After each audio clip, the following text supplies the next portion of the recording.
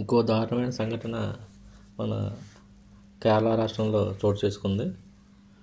ఆ కాలేజీలో ర్యాగింగ్ అనేది చాలా దారుణంగా చేస్తున్నారు సీనియర్స్. ఫస్ట్ ఇయర్ స్టూడెంట్స్ అయిన 6 ఫైనల్ ఇయర్ స్టూడెంట్స్ అయిన 5 చాలా దారుణంగా ర్యాగింగ్ చేశారు. ఈ ఇన్సిడెంట్ అనేది కేరళలో కొట్టాయం అనే ఏరియాలో చోటు చేసుకుంది. అక్కడ ఒక నర్సింగ్ కాలేజ్ ఉంది. ఆ నర్సింగ్ కాలేజీలో ఈ సంఘటన జరిగింది.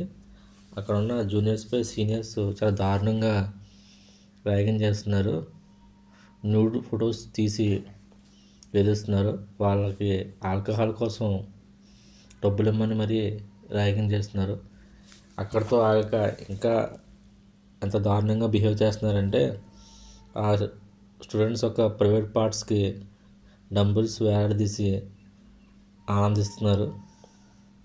ఈ విధంగా గత 3 నెలలుగా ర్యాగింగ్ చేస్తున్నారని ఆ ఫస్ట్ ఇయర్ స్టూడెంట్స్ రిపోర్ట్ చేశారు.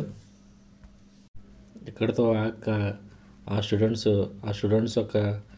ఫస్ట్ ఇయర్ స్టూడెంట్స్ యొక్క ప్రైవేట్ పార్ట్స్కి డంబుల్స్ వేలాడదీసి ఆనందం పొందుతున్నారు.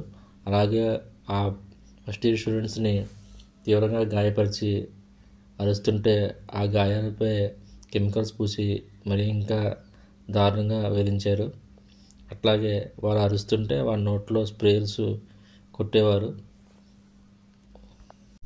ఈ దారుణమైన సంఘటన కేరళలో కొట్టాయం అనే ఏరియాలో నర్సింగ్ కాలేజ్లో జరిగింది. ఇది చాలా దారుణమైన విషయం.